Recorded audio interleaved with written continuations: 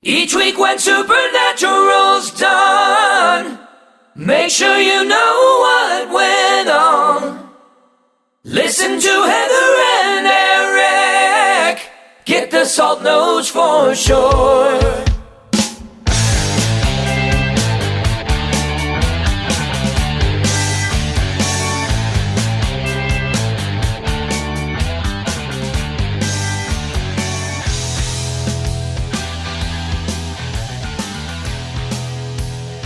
Well, I think today I actually had my last burger or meat ever. Are you going to become a vegetarian? I don't know about vegetarian. I actually went on a cruise one time and tried. I ate so much that I got so sick on the cruise that I actually ended up eating vegetarian for the last 3 days. I only ate off the vegetarian menu. But I just finished having Wendy's Baconator. It grossed me out so. I've never not finished a burger in my entire life. I've always been, especially when I was little, my dad always told me, eat all your food. I don't want you to leave anything. I had to be part of the clean plate club. Me too. That might explain a lot of how I look right now. But I have never not finished a burger. And today, for the first time ever, I actually threw away half a burger. It just was greasy, mayonnaise-y, bacon fat. It was so disgusting. I feel like I'm never going to eat meat again. I'm joining you. Welcome to the tofu side. I don't know how long that's going to last, but well, welcome to Get the Salt. I'm your co-host, Eric. And I'm Heather. And we're going to talk about the latest episode of Supernatural, The Vessel. The Vessel. Also, we'll talk about how Wendy's will never sponsor this podcast now. Thanks, Eric. No, well, they might have a vegetarian menu coming out after this, hopefully, but it was rough. It was rough and so gross, and I'm like eating this. I'm like, why am I doing this to myself? I don't know. Well, anyway, I might join the bandwagon for maybe at least a couple days or hours. Meatless Mondays. Do Meatless Mondays. Yeah.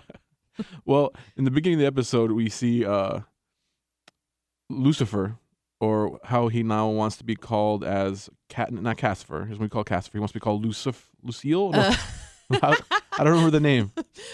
Misha Collins tweeted that he likes Lucielle instead of Cassifer. He's just chilling in hell on the throne. Everybody's there in front of him, and he's playing some game. I think it was Angry Birds. You think it was Angry Birds? It sounded like Angry Birds. I was hoping that he was going to make some sort of reference to what game he was playing.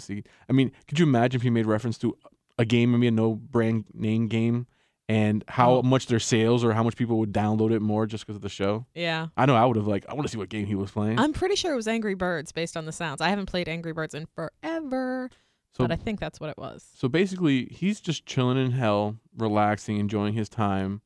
There's no rush to get to Amara. And then even his minions or even like the lower demons are asking him, like, tell us what to do. We're ready to go. Yeah. I know. The demons are, would you like the numbers on those souls? It's like, I don't care about that. What would I care? All right, little hell accountant, slow your roll there. Well, that's one of my things about why I think he's keeping Crowley. Why he's keeping Crowley around. He wants him to go back to kind of what he was doing, but almost giving him a lesson on who's the boss at this time. He's trying to break Crowley by treating him like a pet. Yeah. Which we later find out. Well, the scene is funny that when he calls out Crowley and he comes out from the cage, I know. They kind of like roll him out. And what's up with the clothes? He's wearing like. He looks like a vacation 19-year-old frat boy at summer camp or something. He has like a Hawaiian shirt on. Is he wearing shorts? I don't know. I think like khaki cargo shorts or something. He's dressed horribly because he's always dressed impeccably with suits and everything. So he's always looking good. So maybe that's part of him breaking him down. Was like, I'm going to dress you in the worst possible outfit that we can find here in hell. So they show Crowley and he's all butthurt because they're talking smack about him. They're saying we were led by a weak, incompetent leader, and I think Crowley came out because Lucifer said Doggy has something to say. I think Crowley was reprimanding the demons in hell for speaking to Lucifer with that tone. He was like, "Oh, why don't talk to your master like that?" Oh. I think he was coming out. That's why Lucifer said, "Good doggy." I think he came out, and what he was saying was, "Don't talk to Lucifer like that. Don't tell him, hey, we need you to lead. Like, don't you dare tell him what to do." And one of the cool things I found about this episode was the fact that they had wheeled out a whole case or a whole rack full of weapons. Yeah, weapons recovered from Lucifer's, his room or something, wherever he kept them. I think they said it was his not his cauldron, where his dungeon or wherever he kept Yeah. his weapons. But there was some old. I mean, remember we had talked about it previously. Was I felt like he never wore anything cool, or it was like very archangelish. Yeah. And there you see some glimpses of kind of what he would wear. There was kind of a Spartan type helmet. It was gold and had some. It wasn't red, but it was maybe another gold like feathering on top. And they had he had a spear that was all ruined out with, I'm sure it was angelic writing that was either to protect or kill or whatever. That's what I want to see. I want to see those weapons. I want to see that gear. When he goes to face tomorrow, if he ever does, I want him decked out. But why in full archangel gear? Why hasn't he changed at all? Like, Cass Ken, the vessel of Cass, or Luciel as it is now, they can change clothes. We have seen Castiel wear other clothes. Why has he not changed? Why is Lucifer cool chilling in that fucking trench coat? That's a good question. Maybe the wardrobe budget is very low this season. That's why they've always worn the same exact thing. But that's a good point. I would want to see him maybe wear something different, or maybe something that I've always felt that the clothes that they wear does not represent them, who they are. Yeah. And I want to see him wear constantly that angelic archangel gear that they brought up. So I want to see chest plates. I want to see armor. I want to see pauldrons. But that's not comfortable for just sitting around on your throne playing Angry Birds. So one thing that I was thinking about as I was watching the episode, especially in the beginning, was, do you think Crowley actually misses his mom, or is pissed off at Lucifer for killing his mom? Maybe. I didn't really think about that. Because he had the ability to kill his mom the entire time. He kept her alive, I think, because he actually cared about her, or maybe he was wanting her to accept him or love him. Well, he was always hopeful, because he actually seemed very hurt every time she betrayed him, which she did often. He always was like, "Why would you do that?" Yeah, I just feel like I think he still loved his mom or had some feelings for his mom. But I'm sure that when he eventually either has the opportunity to backstab Satan or Lucifer, he's gonna rub it in his face like, "Remember, you killed my mom or you broke her neck. Now it's my turn." Blah. I don't know, maybe, but how much could his mother really mean to him? I mean, how many centuries are we going on where he has not had a mother? Yeah, I think he could have killed her a long time ago, and there has to be a reason why he didn't. It wasn't just because it was convenient to have her around, or he knew that she was gonna help him out in the future. I think he just. Maybe he could have been using her, but I think he honestly had some sort of glimmer of hope that she might change her ways, which eventually she kind of told him that she did love him, but she couldn't love him because it was a weakness, blah, blah, blah, blah. I like you psychoanalyzing the king of hell. Yeah, you see it. And when she was talking in that episode. Lay down on the couch, tell me your feelings. I saw it in his eyes. He actually still cares. So we next scene, cut scene, we're in a 1940s, 50s. 40s. Do you not know when the World War I happened? 1940. Or World War II? Actually, it was actually a history lesson watching this when Dean said, "How long was it till we won the war?" Somebody asked Dean when we won the war, and I was like, "I have no idea. I'm so bad at history." Well, I feel like Dean was just making all that other stuff up, right? Like, I don't know who won the World Series in 1944. Well, number one, he says he doesn't follow baseball, but at the same time, I don't think he was interested in what the guy was saying until the last question. Yeah. So the scene is now you're in a 1940s. 1940s. The Gestapo?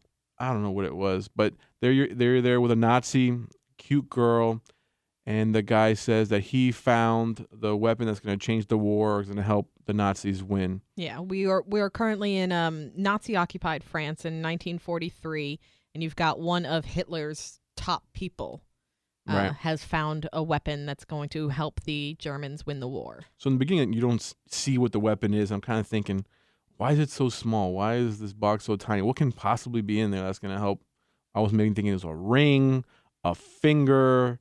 I don't know. A finger? I felt like there's going to be a finger in there. Like I don't know just why. a little finger bone? Yeah, it was like a finger bone or an emblem of some sort or a rock, or I don't know what it could have been. But the last thing I thought was, it was going to be like a little piece of the Covenant. Apparently, that's what the weapon is. Yeah, the Ark of the Covenant. We're taking it back to Raiders of the Lost Ark, Yeah. which is cool. So she stabs the guy. She kind of sneaks her way into getting him to show her what the weapon is. Pulls out the hair tie, their hair pin, and like ganks him right in the neck. I love that. Yeah, that was my favorite scene. Ganks him in the neck and stabs him in the stomach, and she sees what it is. Stabs him in the stomach with his own knife. Yeah, badass. She was badass. So cool. So from there we go back to the bunker. We're moving on, and again they're just abusing the bunker. You know how much I hate them abusing the bunker. Well, I love everything in that refrigerator is spoiled. The other week it was bad Chinese food. This week it's bad milk that Dean pulls out, sniffs, and puts back. And the other thing that I remember as I was watching the episode was the fact that I didn't remember exactly what happens to the men of letters. Then I did some research. What happens? Where do they all go? And I remember they were all killed by Abaddon. She took over that branch or that part that bunker and wiped everybody out. Wiped all the men of letters out, except for a couple. One that was in Oz, another one that was either retired. But wiped them all out. So I was wondering what happened to them. So now I remember. She was like Palpatine wiping out the Jedi. Exactly.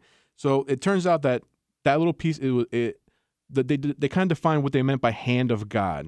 Because I didn't really understand what they meant by the hand of God. Was it a person, an angel, or something like that? But it's basically items that were touched by God, or I guess by God while he was on Earth. Okay.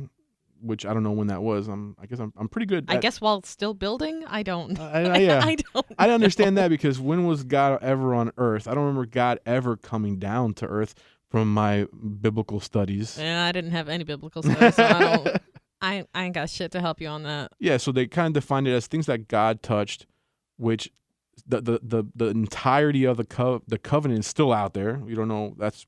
That's probably what they're going to go after next. Well, they said that because Sam had said the hand of God is kind of a catch-all term for anything that God touched, but there are very few items. So there are other items other than this one piece that's focused on in this episode that are considered quote-unquote hands of God. Right. Not just the rest of the Ark of the Covenant, because as we find it, it's not the full piece. It's just a little piece of wood from it. So let's talk about the woman of letters or Yes. women of letters. There might be more. Delphine Sado. My French is rusty, I guess. I don't know how to pronounce it. Yeah. So it turns out there's actually a female men/woman of letters. How do you feel about that? Well, I thought it was really awesome. But then you know what? Like I noticed when Sam was doing research on the computer and he pulled up, or he had just scanned in all the books from the men of letters that talked about Delphine, and they were reading the translation on the computer. I paused the screen, of course, and read the whole memo because that's what I do. Because honestly, I wanted to see if it was like those fake newspaper articles that you'll see if somebody's holding a newspaper, the first paragraph, and the rest is just lorem repeated. ipsum. Yeah, it's lorem ipsum. So I wanted to read it. So I actually read the whole thing. And what Sam was saying, it says here that she this and that. No, the letter that was posted was asking, hey, Delphine, we've got this thing that we want to do. Here's your target. Let me know if you're interested. Like, that's what that message was. But I paused it and I read the whole thing. And at the very end, it talks about, the men of letters, and men and letters capitalized. Like, it is a proper noun. This is a proper organization. And then it goes on, as a woman of letters, lowercase, lowercase. I'm like, woman of letters is not a proper noun. It's just like, as a woman of letters, like, as you sit there with your letters that you read, like, I was like, what is that, dude? Capitalize those letters. Make that important. She's fucking badass. She's badass, but maybe she wasn't officially part of the men of letters, because one thing that the men of letters always prided themselves in was the fact that they were nonviolent. They were just kind of researchers, and they gathered information. Right off the bat, she kills off a Nazi. Yeah. But she did say when speaking to Dean on the submarine, she said, men of letters, to men of letters, I trust you. She considered herself to be part of the men of letters, whether she was just an asset or a full member. Right. Seemed like she was into it. No, totally. And she was a badass. And the fact that we go on later that she was warding the ship from any angels or anything entering the submarine, she even warded herself. But these are with things that we have never, that Dean said he had never seen before, sigils that he didn't recognize, that she had been taught. I really, really fucking hope Dean remembers those.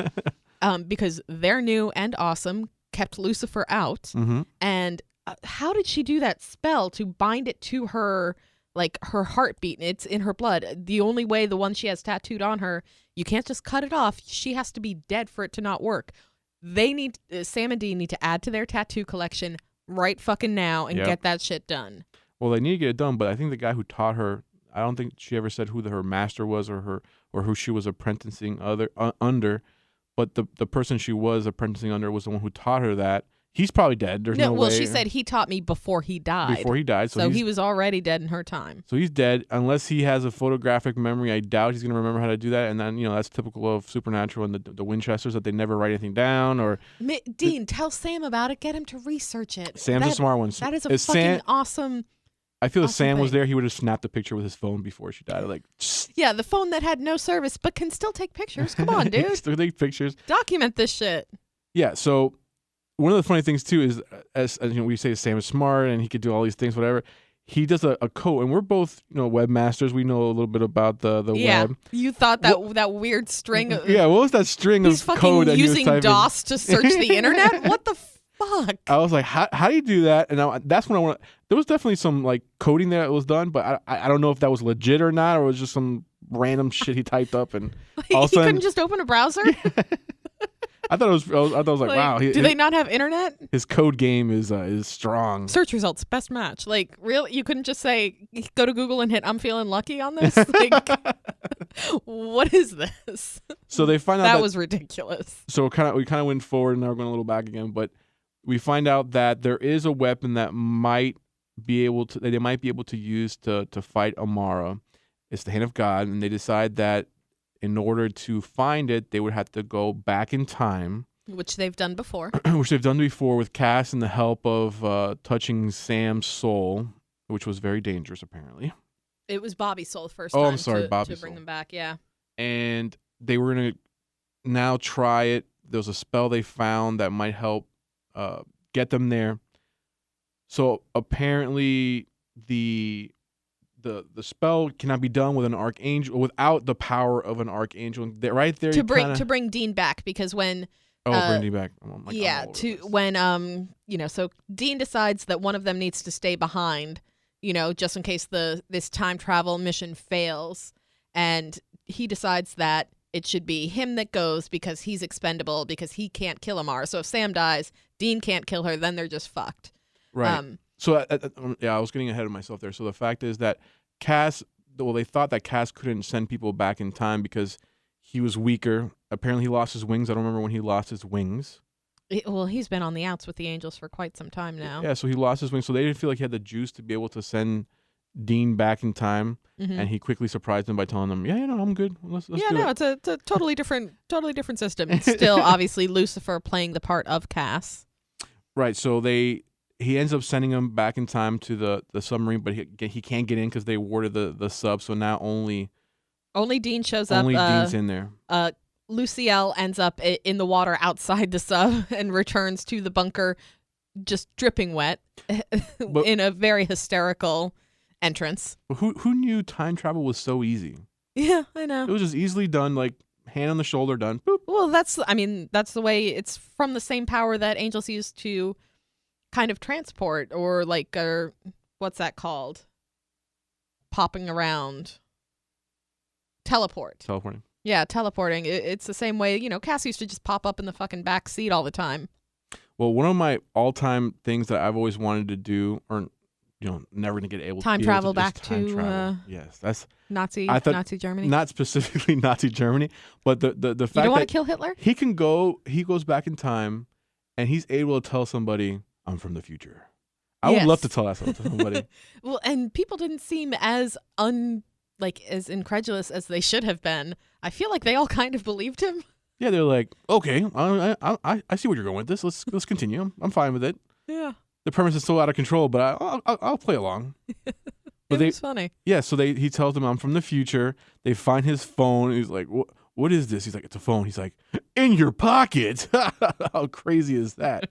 But if you just show somebody an iPhone, and show that to me when I was 13 and I wouldn't believe it. It would blow your mind. Yeah. I mean, he didn't even like, okay, guys, I'm from the future. This will prove it. Let me show you some pictures, or let me show you how this thing works, this computer, blah, blah, and try to give them a little bit more proof that he's from the future. Also, the fact that he dropped that coin, it was like 1990 quarter or whatever. Yeah. He dropped a quarter when he was attacking the guy to get his It's clothes. like 1990. So she automatically, or not automatically, believes him, but gives him a little bit of a shadow of doubt, and says, "Okay, tell me your story, where you're here from." Kind of gives her the 411 on what's going on. She completely believes him and is ready for him to stab her in the chest. Like, in order to get you home, you gotta kill me. Yeah, she's like, here's the Ark of the Covenant, here's the hand of God. Badass. I'm gonna die anyway. Go ahead and kill me so you can get home and save your war. Yeah, I thought that was so cool of her. Like, she was She so was badass so and fucking strong that she would just kill me without blinking an eye. Like, I know that there's probably no chance of it, but I really hope that she somehow comes back and is like all hopped up on power and shit. Like, she's gotta. She was so cool. Delphine was probably like one of the most badass women we've seen around in a while.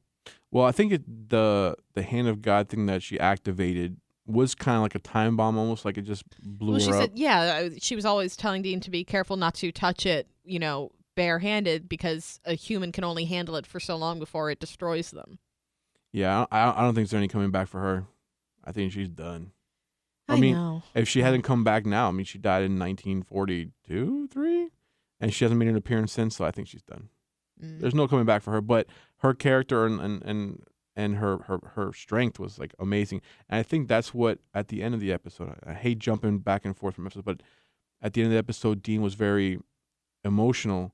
The fact that when he was there, how they acted, like, we were surprised on how they acted, and they were just so like to the point, and this is our job, this is how we do it, and they didn't flinch. He was really like taken back by it. Yeah, there was never any consideration of turning Delphine over to her reanimated back from the dead German lover, because their mission was to protect her and her cargo, and that was it. That's all they were doing, and no other options are ever available. They will go down. Yeah, and at first I thought the captain was kind of sketchy. He gave me like a bad vibe. Yeah, and it turns out he was like, "There's, we're never gonna turn you over. Our mission was to get you here, and that's what we're gonna do." There was no ins and outs about it. So one of the things that I also want to talk about was this German Nazi guy coming back from the dead. Now he said the only way to kill him was to burn him. Yep.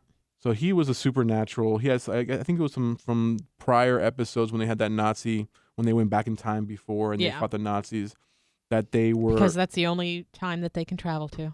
they were protected by some spells or whatever. The ship itself. Why don't they try time travel into the future and find out how they win so that they can just go back and do it? That's a whole different system. That's a whole different system. Is that a paradox? I don't know. So the ship apparently was supernatural because it was jumping in and out of radar. They lost it on their sonar, and then all of a sudden it was right above them, and yeah. So the ship itself has some German supernatural ship powers. was supernatural. So it was like gaining on them really fast. They couldn't get away from it. And one thing that I got the feeling I wouldn't do so horribly in a submarine. I was nervous just watching that. Well, you've got the fucking warheads just kind of rolling around loose in the back. They were sleeping on top of them. Sleeping on top of torpedoes. They were sleeping on top of torpedoes, but the fact that they're getting charged, those charges are coming down, blowing up right next to them, and they're like, in that little, it's a big bathtub, like it's crazy. So they're in there, and I would be terrified. That's one of my biggest fears is like deep water and like not knowing what's there. That's some scary stuff for me. So we'll wrap that part of the episode up. So she ends up sacrificing herself to save everybody, save Dean. Delphine grabs the hand of God, the piece of the Ark of the Covenant, and uses its power, kinds of blows a hole, we find out, in the side of the German ship, and it completely burned up. And we find out at the end of the episode when Dean asks, "Hey, Sam, whatever happened to that German ship that was fighting them?" And Sam tells the story of exactly how it happened when Dean was down there. So we know that Dean always went back in time, and that was always the way it was going to end, and probably ended that way because he went back in time. Yeah. One of those time travel paradox things that makes my head hurt, but are awesome. So he Cassifer or I can't remember the girl version. Luciel. Luciel. I don't like Luciel at all. So call him Cassifer. It's I'm fine. gonna call him Cassifer. Okay. So Cassifer, prior to him teleporting Dean out of the submarine, is trying to come up with the spell or the parts for the spell. Yeah, while Dean is back in the 40s on the sub, Sam and who he believes is Cass are trying to figure out how to retrieve Dean by getting rid of the sigils that have blocked Cass from getting onto the sub. And then he said, Lucifer's like, oh, I don't even know why you're still alive. Why am I keeping you alive? Why am I keeping up this the pretending? Why am I keeping up this veil? I should have killed you a long time ago. I don't need you. Yeah.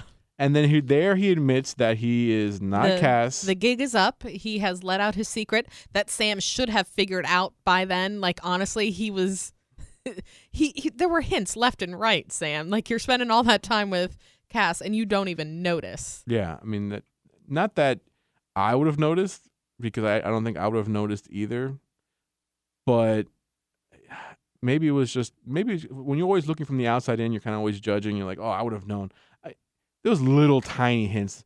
Maybe like the one where he says, oh, I lost the item. Or I meant Dean. I lost Dean. I can't believe I lost Dean. So those are the things that kind of like, you're like, oh, it's Lucifer, because we know it's him. So we're thinking like already, those are the little things that give you away. But for Sam to kind of figure it out would be difficult, I think. But arguing, I think it was weird for Cass to be arguing with Sam about, oh, well, we have to try, because Cass has always been about sacrificing soldiers for the cause. Mm-hmm. Like, I know he would do anything to save them, but if it's not possible, it's not possible. Cass wouldn't be like, well, let's just try and see what happens. And he's always been very passive too. He was never an idea man or trying to get things done. He's kind of always followed Sam and Dean's lead. Yeah. So yeah, that was kind of weird too. So Dean gets teleported out of the submarine, and instantly, as soon as they get back, Sam's like, Dean, this is my impression of Sam. Dean, that's not Cass. Maybe it was too deep, maybe. But all of a sudden, then he kind of whips him away with a flick of the hand, and finds the hand of God or the item, and he tries to use it. Mm-hmm. And it's a wham bam, thank you ma'am type of deal. They can only use it once. Yes, this hand of God is just a nice paperweight now.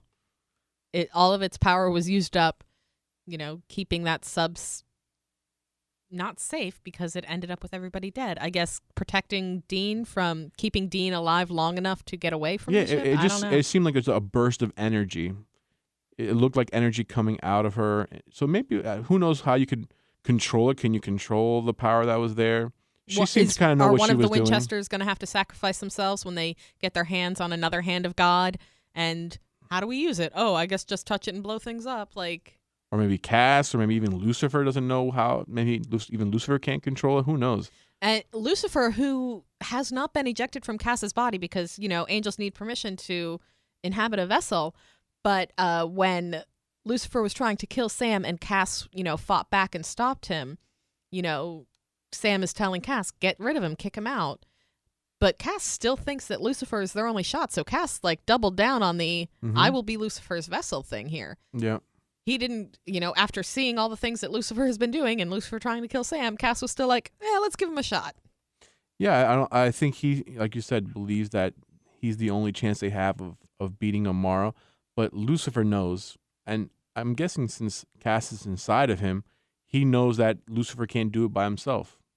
So why still be part of that situation? Maybe he's figuring he might get a piece of the hand of God, or he might find a way to save the day or whatever. But there's no way that even Lucifer himself admits the fact that he can't take on Amara by himself. He kind of underestimated. Now. He needs to build up his energy. He's not quite as strong, I guess, from being in the cage for so long. I don't know. Where's the Bowflex? He needs to bring up the Bowflex to strengthen up. So then when he finds out that the hand of God is kind of spent, he starts to go after, and Sam again saves the day with the little sigil that he makes out of blood, from his own blood. I think that's the one that kind of bans out or sends angels away to a long... It sends angels to the cornfield, as Dean would say. Yeah, so it sends them away, so that was pretty cool.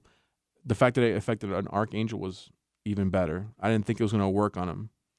Whatever he does, it is Lucifer. Yeah. The strongest of the strong, so that they got saved on that one. Now, one of the things I was thinking about afterwards when they go to their typical river conversation, like you were mentioning before, where they always find a river They always or find a creek. a river with like a little bench to sit next to and have their little chats. If they're not leaning on the Impala, they're by some body of water, because there's plenty of those around Vancouver where they film. But So Dean's like, Sam asked Dean, what are we going to do now?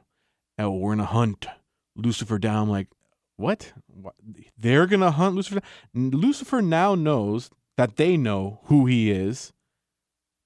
Lucifer can wipe them out with a swipe of, a snap of his fingers. can he, or would Cass fight back the way he did this time? I mean, how quick does it take to react to a snap of the fingers? Who knows? But I would be terrified knowing that Lucifer is after me, or knows that I know a secret of his that he's going to come and get me. Been there, done that. No way, 5 man. seasons ago, man. And he even knows where you live. Yeah, that was stupid. He knows where you Lucifer live. knows where the fucking bunker is.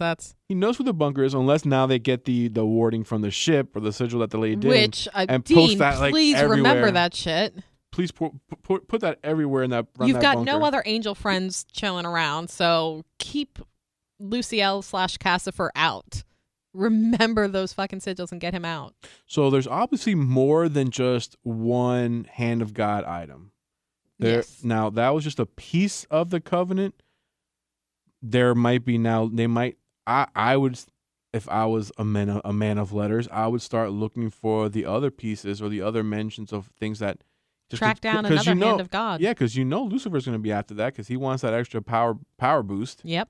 So I think that's now where they're going to be going, because if there's one, there's going to be another one. Absolutely. So I think that's where they're going to go. At least someone needs a power boost. There's no way right now anybody could beat Amara. She recovered from the angel strike. She absorbed some angel juice and we haven't seen her since, really. Right, not since the smiting sickness episode. Yeah, when they found her with and she took a little bit of, or she took the entire soul of an angel and sent Castiel with a message to hell. We haven't seen her since. Right, because the Amara that we saw last episode was really not Amara. It was just a Korean monster. Korean? I don't know. Korean. Taking the form of Amara as Dean's darkest desire. So we haven't seen her in a while. So right now, nobody can take on Amara. So without a plan, without a weapon, even Lucifer is not enough. There's no way of defeating her unless this hand of God can do the trick. But even an item that God might have touched, is even that enough power to take her down?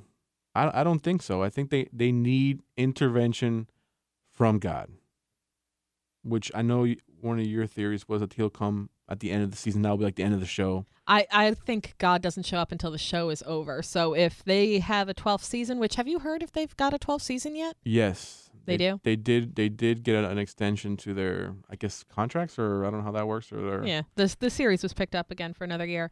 There's no... I mean, then I don't think we see him at the end of this season. I don't think God shows up until the end of the entire series. I think that's the only way you can end it. That's the only way you can get... That's the only bigger place you can go at this point. To get some closure. We're already repeating Lucifer storylines. Like, there's only so many different storylines they can go. They can only go up so high to build, make every season bigger and badder. Well, this you one, have to end it with God. Yeah, this one could end with like Lucifer versus Amara, battle royale, and then next season the finale could be the God versus Amara. This season's gonna end, versus Amara. Next season is going to be all about getting rid of whatever it was that they did to get rid of Amara. Whatever damage they caused by getting something powerful enough to kill Amara, they're going to have to handle that next season. So when I actually saw the previews last episode for this episode, I thought it was going to be so corny. They have done such a good job on this entire season. I've been so surprised on how much I've enjoyed every single episode. Last week's episode was kind of meh. All right, well, I'm just saying, I wasn't a big fan. We'll agree to disagree. I didn't hate it, but it wasn't great. But based from last season, which I felt was like really weak, even the season before that, I'm loving every single episode. And when I watched it, people were like, oh, they're going to go back in time and he's going to be like in the roaring 40s or whatever. And it was... roaring 40s. Is that what they call it? I don't know. It was the roaring 20s. Oh, shit. But nothing was roaring. There was a war. Yeah. The warring 40s. Yes, exactly. I forget what I was saying now. Okay, so the fact is that I've enjoyed every single episode. It's been a great season thus far. I've loved how they shot it. I love the stories. Even episodes that don't strictly have to do with the main storyline have been very well done. I gotta give them props. I'm really liking the season. Whoever's making the decisions over there, good job. Really good job. So next episode, they give us a preview of the next episode. Do you remember what it was? I can't remember off 100%. No, I didn't see it. The what was the I can't remember off the top of my head now, but I'm sure we're gonna see some more of Lucifer and Crowley and the entire gang, and maybe get some more clarification on where the hell Amara is. So that's pretty much all I have to say about this episode. You got anything else? That's all I have to say about that. Goodbye. Bye.